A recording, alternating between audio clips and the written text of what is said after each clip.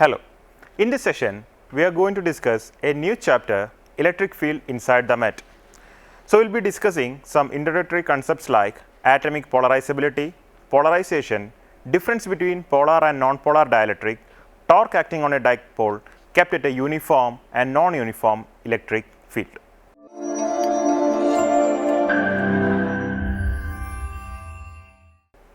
We know that matter, of course, comes in many varieties: solids, liquids, gases, metals, woods, glasses, and these substances do not all respond in the same way to electrostatic fields. Nevertheless, most everyday objects belong to conductors and insulators, or called as dielectrics. We have already talked about conductors. These are the substances that contain an unlimited supply of charges that are free to move about through the material. Now, let us discuss about dielectrics. In dielectrics, all the charges are attached to a specific atoms or molecules, and they can move a bit within the atoms or molecules.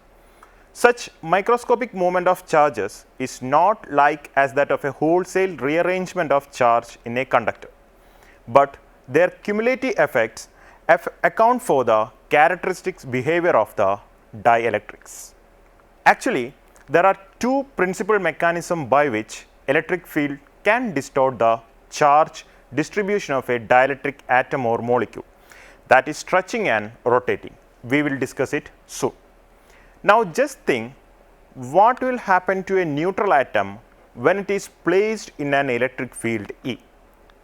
Absolutely nothing, because since the atom is not charged, the field has no effect, but that is incorrect. Although atom as a whole is electrically neutral, there is a positively charged core and a negatively charged electron cloud surrounding it. So, when a field is applied, the nucleus is pushed in the direction of the field and the electrons in the opposite way. Or if the field is strong enough, it can pull the atoms completely, which is called ionization. With less extreme field, however, an equilibrium is soon established.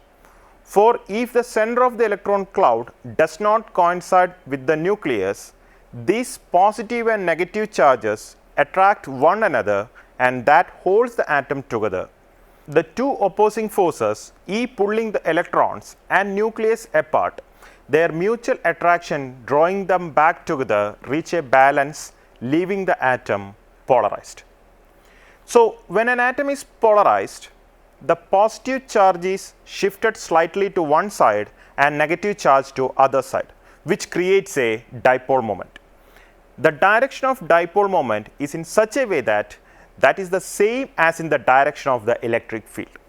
This induced dipole moment is proportional to applied electric field, provided the electric field is not so strong. So, we can write P is equal to alpha E, where P is the dipole moment and E is the applied electric field. The constant of proportionality is called atomic polarizability. The value of atomic polarizability depends upon the detailed structure of the atom in study.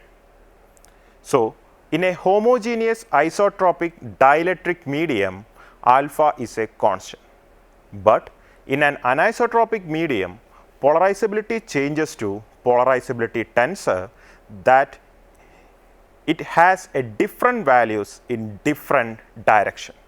So, we can write matrix Px, Py, Pz is equal to alpha xx, alpha xy, alpha xz, alpha yx, alpha yy, alpha yz, alpha zx, alpha zy, alpha zz into Ex, Ey, Ez, and which is in the anisotropic medium. So, different material responds in different way to the applied electric field. So, the dielectrics are classified into polar and non-polar dielectrics. Now, we will look what is non-polar dielectrics. This consists of a non-polar molecule. Under normal condition, their centers of molecules coincide and each molecule will be having a zero dipole moment. When an electric field is applied, molecules orient themselves so that the substance as a whole will possess a dipole moment, which has the equation P is equal to Q into D. So, this induces an electric field E dash and is opposite to the applied field. Examples are air, hydrogen, benzene, etc. Now, we will discuss what is polar dielectric. For a polar dielectric, there exists a permanent dipole even though there is no electric field, but they are arranged randomly so that the net dipole moment is 0. But when an external field is applied to the dipoles, these dipoles reorient in the direction of the applied field, resulting in a net dipole moment. Here also, the induced field is in opposite to the applied field, and their examples are water, glass, ammonia, etc. Let us come back to the point polarization. So, we can define polarization as the relative displacement of positive and negative charges of an atom or a molecule in a dielectric medium under the influence of an external field. And the external field means this field is external electric field. Or we can define polarization in another way. Since the application of field creates dipole within the volume of the dielectric medium, it can be defined as the induced dipole moment per unit volume. So, how will we write this? The polarization P is equal to P by volume, and here I will consider the volume as a small elementary volume d tau. So, the equation can be rewritten as P is equal to integral P d tau. Now, let us discuss a problem. Consider a primitive model of an atom consists of a point nucleus plus Q surrounded by a uniformly charged spherical cloud of radius a. Let us calculate the atomic polarizability of such an atom.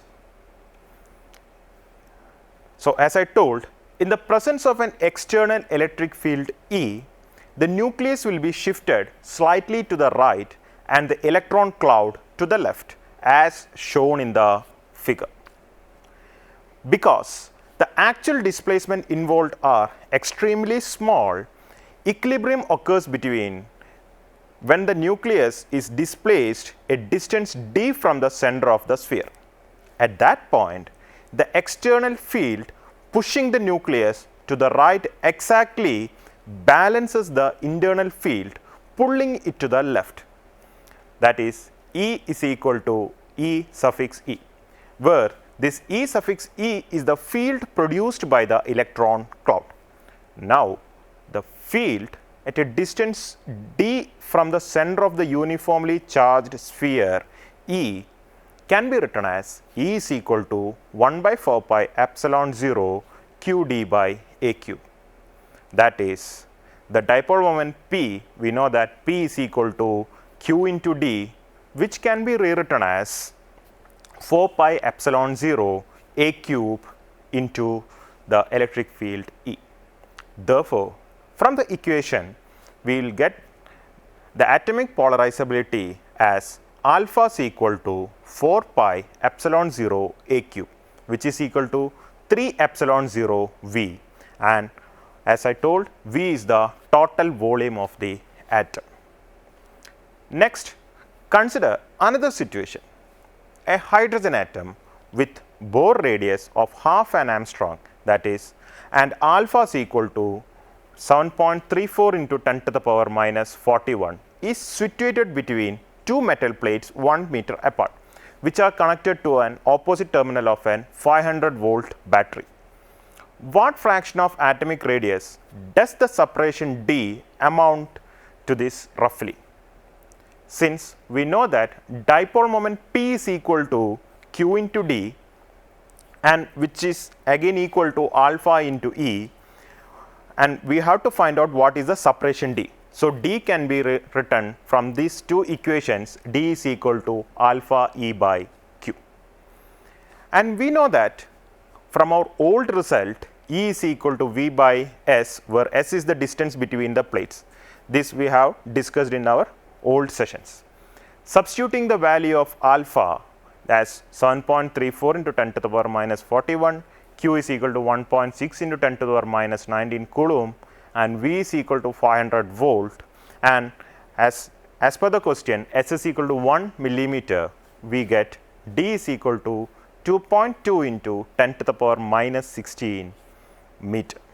So, the hydrogen atom will separate this much amount due to polarization. So, we know that if I apply a 500 volt potential between the hydrogen atom can separate to a distance of this small amount, that is 2.2 into 10 to the power minus 16 meter. We also discussed a point that if the field is more strong, it will ionize the atom. In this situation, let us calculate how much voltage or potential should be applied to the plate to ionize the hydrogen atom. So, just we have discussed the separation of the hydrogen atom. Now, we are going to discuss what amount of potential I should apply so that I can ionize the hydrogen atom. To ionize the hydrogen atom, the distance between the proton and the electron should be at least the radius of the hydrogen atom, and we can use the same equation as discussed before. Now, we have to apply a new potential. So, I wrote V as V nu, and I can write the equation as D is equal to alpha V nu by Qs. Here, V nu represents the new potential and D is half of an Armstrong, because the distance between the proton and the electron is the half the radius of the Bohr atom. So, we will obtain V nu is equal to 1.09 into 10 to the power 8 volt. Now, just compare the strength of the field applied in both cases using E is equal to V by S and the new electric field due to the new potential E nu is equal to V nu by S, and convince yourself how an atom is getting ionized. Now, we are going to learn about a new situation in which molecules have a built-in dipole moment.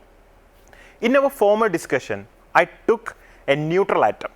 So, what happens when such molecule, that is molecule with permanent dipole moment, they are called as the polar molecules, are placed in an electric field.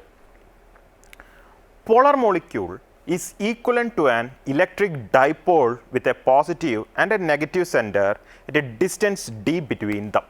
Assume that dipole is rotating about an axis through its center when a uniform electric field is applied, so that the positive charge experiences a force plus q and a negative charge experiences a force minus q, which constitutes the torque N.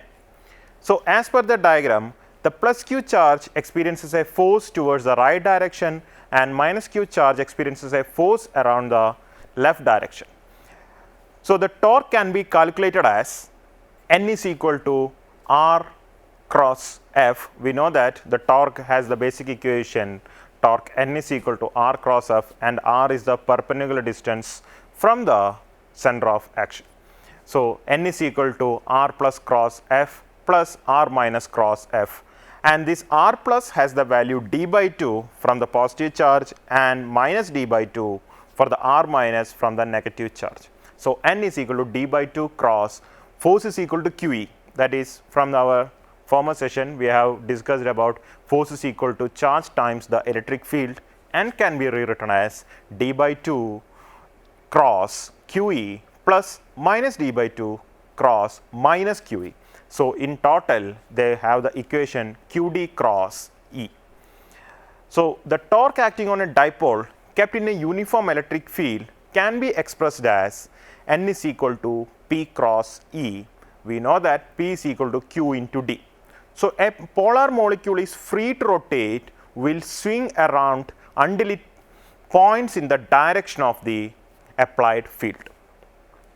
Now, we will check another problem. What will be the case when the field is a non-uniform field? So, when the field is more non-uniform, the things will be much tougher. So, if the force is non-uniform because the field is also non-uniform, so that the F plus is the force acting on the plus Q charge will not balance with the force acting on the negative charge, that is F plus and F minus will not balance each other. So, there will be net force on the dipole in addition to the torque. Of course, E must change rather abruptly for there to be a significant variation in the space of one molecule. So, this is not ordinarily a major consideration in discussing the behavior of dielectrics. So, the force on the dipole in a non-uniform electric field is, we can write F is equal to F plus plus F minus. So, which is equal to Q into E plus minus E minus, which is equal to Q into delta E. So, delta E is further represented as dE, which represents the change in electric field along the length of the dipole, since the dipole is very short. Therefore, we can write dE is equal to delta E dot dr. But dr is equal to d, that is the distance between the dipole. Therefore, more compactly I can write delta E is equal to del gradient of E dot d. Therefore, F becomes F is equal to P dot del E, where del E represents the gradient of the electric field. The total torque about the center of the dipole, even in a uniform electric field about any other point, can be calculated as N is equal to P cross E plus R cross F. This R cross F represents the, and P cross E represents the total torque.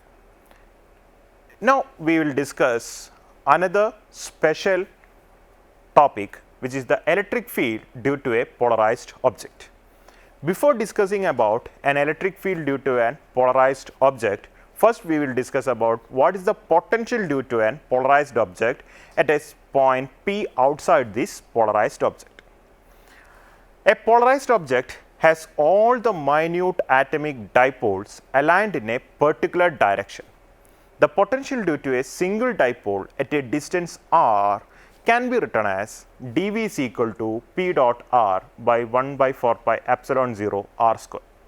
So, the figure represents a polarized object, and inside this object we will consider a small elementary volume d tau, and we will consider V is equal to V of r comma theta, that is the potential at a point distance r from this elementary volume. So, we will consider a small elementary volume, and due to that small elementary volume, what is the potential at the point P.